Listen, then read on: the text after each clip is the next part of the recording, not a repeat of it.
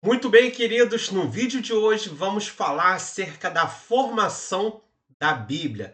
E eu sei que esse é um assunto que traz muita dúvida ao seu coração, que você já deve ter se questionado a esse respeito, como a Bíblia surgiu, os textos são inspirados, contém a palavra de Deus, a Bíblia é a palavra de Deus. Argumentos como esse passam na minha e na sua mente. E o vídeo de hoje é para trazer claridade nesse processo de formação da Bíblia. Antes de entrar nesse assunto, eu queria te convidar a se inscrever no canal, a ativar o sininho com as notificações e a compartilhar esse conteúdo. É bastante importante que você faça isso. Hoje você vai estar, além de divulgar a palavra de Deus, além de levar um conteúdo de defesa da fé, um conteúdo apologético, você vai estar ajudando e muito esse canal. Amém? Então, vamos entrar no nosso assunto, formação da Bíblia. Como é que se dá esse processo de formação da Bíblia? Então, para os cristãos, as escrituras são a expressão da vontade de Deus. Para nós, como tal, essa expressão da vontade de Deus, a escritura tem o direito supremo de definir o que devemos crer e como devemos viver. Tamanha importância que tem nas Sagradas Escrituras na Bíblia, porque entendemos que ela é a palavra de Deus e, como sendo a palavra de Deus, vai normatizar, guiar a nossa fé e o nosso modo de viver. Então, como podemos saber se um texto ele é divinamente inspirado? Essa é uma das questões que iremos levantar no vídeo de hoje, na aula de hoje. A Bíblia passou por um processo de transmissão que foi primeiramente uma transmissão oral. E esse texto poderia ter lacunas e falhas que ocorreram durante essa transmissão. Será mesmo? A gente vai ver tudo isso na aula de hoje. Como os judeus e os cristãos reconheceram os textos bíblicos como autoritativos de fé e de prática, como se deu esse reconhecimento. A dúvida central se dá na credibilidade nos documentos que compõem hoje a Bíblia, tal qual nós temos essa Bíblia em nossas mãos. A credibilidade é: será que esse livro mesmo é a palavra de Deus? Será que ele é inspirado? Então, existe por detrás dessas afirmações que são tão usuais, dúvidas comuns que eu e você podemos ter. A dúvida central vai recair sobre a credibilidade do texto bíblico e recaindo sobre essa credibilidade, se esse texto ele é ou não, em última instância, palavra de Deus. Cada tradição cristã tem a sua maneira de interpretar esse processo canônico, esse processo que vai formar os livros da Bíblia, que é o chamado processo canônico. Não é à toa que os católicos romanos, os ortodoxos e os protestantes têm as suas Bíblias, têm o seu cânon. Mas antes de responder essas perguntas, a gente tem que saber o que é cânon. Qual o conceito de cânon? Então, o Carson, o Moll e o Morris, eles são os escritores desse livro, A Introdução ao Novo Testamento, da editora Vida Nova, e eles vão falar acerca da definição de cânon. Etimologicamente, cânon é o empréstimo semítico de uma palavra que originalmente significa junco, mas passou a significar vara de medir e, por conseguinte, regra, padrão ou norma. Com o decorrer do tempo, passou a ter o sentido meramente formal de tabela ou de lista. No uso da igreja, no uso eclesiástico, durante os primeiros séculos, o vocábulo se referia ao conteúdo normativo, doutrinário e ético da fé cristã. Por volta do quarto século, passou a designar a lista de livros que compõem o Antigo e o Novo Testamento. E esse último sentido que predomina hoje em dia. A palavra cânon passou a designar, aí está a importância da definição do que é cânon. Essa palavra passou a designar a coleção de documentos que constituem as Escrituras sagradas. Dentro da Bíblia temos vários livros: Salmos, Provérbios, Levíticos, os Evangelhos, as cartas. Então, esse conjunto de livros, esse conjunto de documentos que constituem a Escritura sagrada, a Escritura autorizada, é o que nós chamamos de cânon. É provável que um dos primeiros pensadores cristãos a utilizar esse termo cânon é o bispo Atanásio de Alexandria, que ele é um dos pais da igreja. Ele vive de 296 a 373.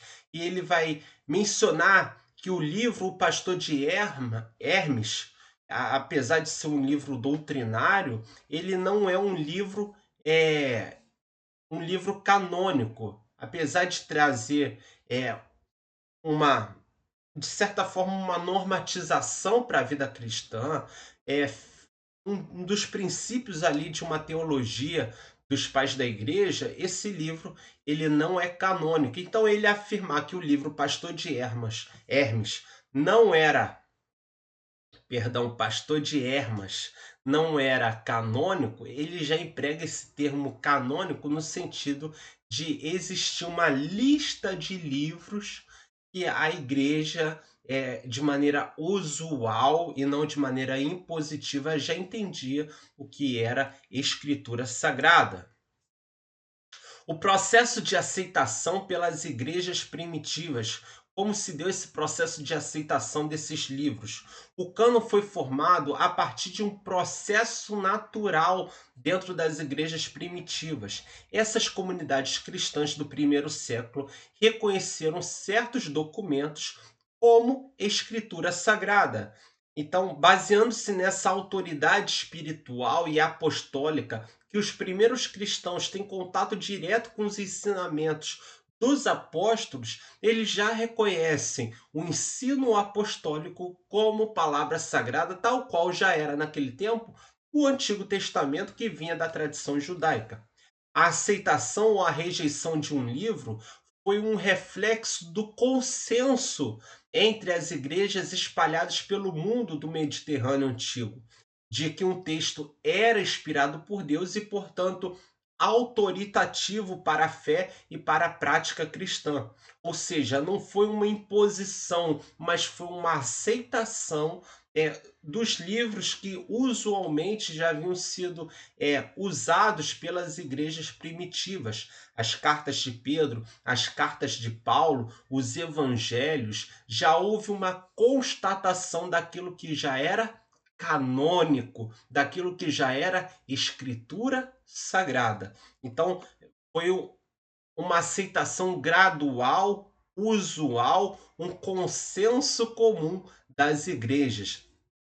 E vale lembrar que naquela época não tinha WhatsApp, não tinha redes sociais, a comunicação era por carta e o mensageiro tinha que levar essa carta. Então, as igrejas estavam distantes, não tínhamos os meios de locomoção como temos hoje, mas mesmo assim, acredito eu, que por pura ação divina da pessoa, de Deus, do Espírito Santo, que já foi guiando a sua igreja, cumprindo aquilo que Jesus falou, que era necessário que ele fosse para que o Consolador fosse enviado e que ele nos guiaria por toda a verdade, confirmando aquilo que Jesus já havia falado. Então, por pura ação do Espírito Santo, não por uma imposição de uma liderança eclesiástica, o processo de canonização dos escritos, principalmente do Novo Testamento,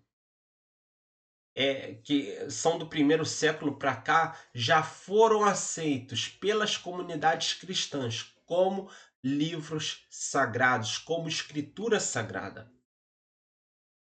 Além da aceitação pelas igrejas, cada livro do Novo Testamento foi avaliado quanto à sua importância histórica. Isso inclui a conexão de textos com os apóstolos ou com figuras próximas aos apóstolos, bem como seu impacto nas comunidades cristãs primitivas. A recepção positiva de um livro entre essas comunidades e o seu valor histórico contribuiu para o reconhecimento como parte do cânon. E outro processo que garantiu também a canonicidade desses escritos foram as evidências internas, a autocontestação, perdão, a autoatestação canônica desses escritos. Finalmente, a Bíblia possui evidências internas de sua própria autoridade divina, um conceito conhecido como autoatestação canônica. Já Paulo, falando para Timóteo na segunda carta, no capítulo 3, no verso 16, ele já fala que a escritura ela já aqueles escritos que já estão sendo distribuídos, eles são escrituras sagradas, tais quais são o Antigo Testamento. E toda a escritura é inspirada, é divinamente inspirada e útil para ensinar, para repreender, e é uma declaração sobre a natureza da Bíblia, que ela é inspirada por Deus, e esse é um dos critérios usados pelas igrejas para reconhecer quais textos deveriam ser considerados como canônicos, como sagrados. A Bíblia possui essas evidências internas, que é justamente a própria afirmação do texto bíblico dizendo que aquele texto ele é bíblico. Isso é chamado de autoatestação canônica. Em 2 de Pedro, capítulo 3, do verso 15 ao 16, diz assim: "E considerai como salvação a longanimidade do nosso Senhor, como igualmente o nosso amado irmão Paulo vos escreveu, segundo a sabedoria que lhe foi dada, ao falar acerca desses assuntos, como de fato costumava fazer em todas as suas cartas." Então, Pedro, na sua segunda epístola, está falando dos escritos de Paulo. E Pedro fala assim: nos quais há certas coisas difíceis de entender, que os ignorantes e estáveis torcem, como também torcem as demais escrituras, para a própria destruição deles. Ou seja, Pedro, na sua segunda carta, está falando que aquilo que Paulo está pregando é realmente difícil de entender, e que os ignorantes e os instáveis torcem, como também torcem as demais escrituras. Então ele já coloca em pé de igualdade, Pedro coloca em pé de igualdade os escritos paulinos com os escritos do Antigo Testamento. Isso é chamado de autoatestação canônica. Nessa passagem, o autor de 2 Pedro coloca as cartas de Paulo no mesmo nível das demais escrituras, ou seja, o Antigo Testamento, mostrando que já na época do Novo Testamento, os escritos dos apóstolos estavam sendo reconhecidos como parte das Sagradas Escrituras.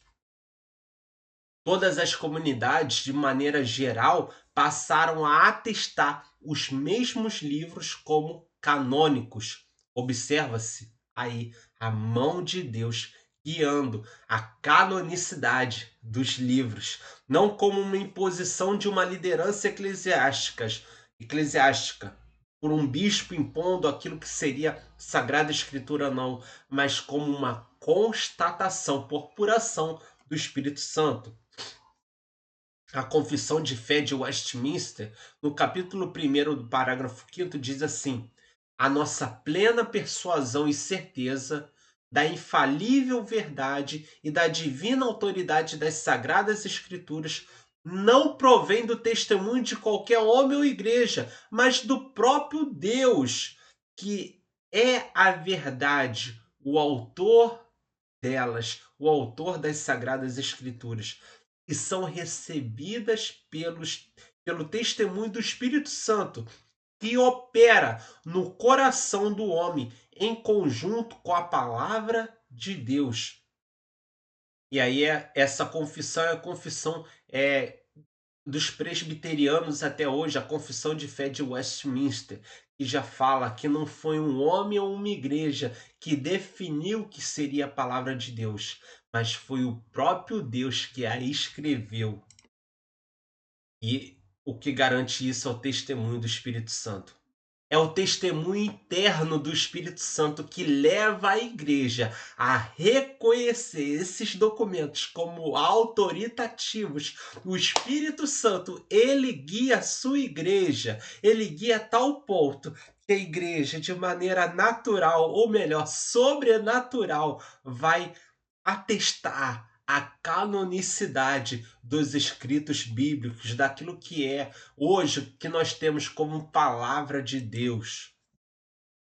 Como os judeus e os cristãos disseram que alguns livros eram inspirados ou não, e é uma dúvida bastante pertinente, é uma dúvida bastante honesta, porque somente alguns, em detrimento de outros, não foram tidos como canônicos.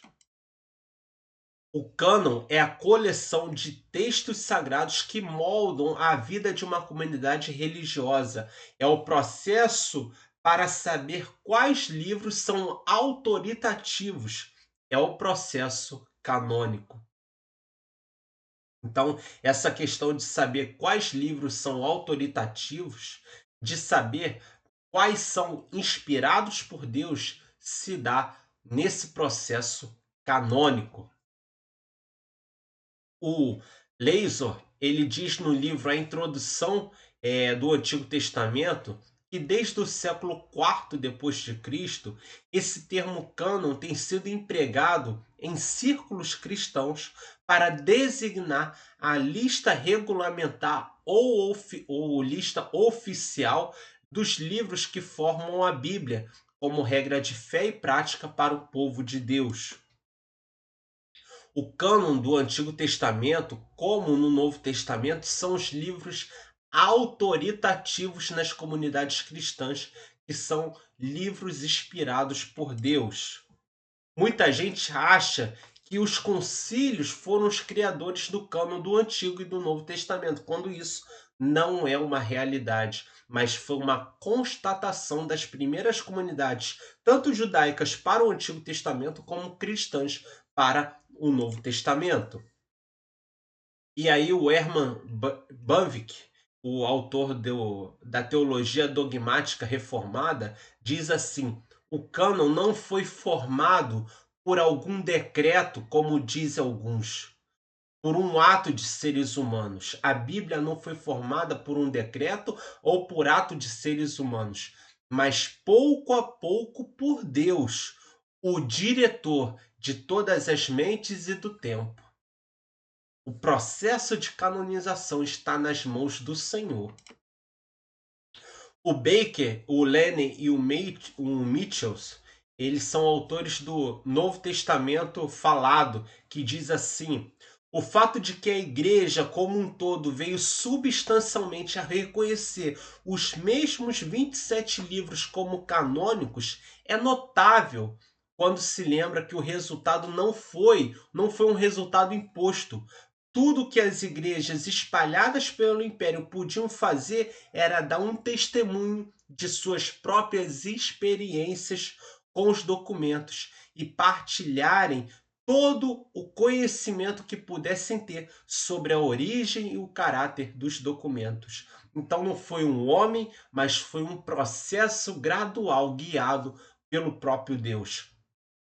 Não foi algo imposto por uma autoridade. Quando se leva em conta a diversidade de contextos culturais de todas essas igrejas espalhadas pelo mundo antigo, pelo Mediterrâneo, e de orientações quanto a aspectos essenciais da fé cristã dentro das igrejas, o fato de terem concordado quanto a quais livros pertenceriam ao Novo Testamento serve para indicar que essa decisão final não teve origem no nível humano apenas. Ou seja, várias igrejas espalhadas pelo mundo antigo, todas de maneira usual, unânime, utilizando os mesmos escritos do Novo Testamento, os 27 livros. Isso é ou não é ação de Deus? Não foi algo imposto pelo homem, mas foi o próprio Deus guiando a canonicidade do Antigo e agora do Novo Testamento. O fato das igrejas espalhadas reconhecerem Desde o primeiro século, no mundo mediterrâneo, os mesmos 27 livros revelam-nos a ação de Deus ao dirigir a sua igreja para a formação de um cânon e não uma ação humana. O mesmo Espírito Santo que inspirou o texto é o mesmo que transmitiu o texto e é o mesmo Espírito que testifica agora para as comunidades cristãs do primeiro século. A veracidade, a autenticidade e a autoridade dos textos é tudo direcionado pelo Espírito de Deus. E a gente vai ver agora, nesse vídeo, acerca da formação do cânon. Eu vou interromper o vídeo aqui e a gente vai para o vídeo de número 2, em que vamos falar a formação do cânon do Antigo Testamento.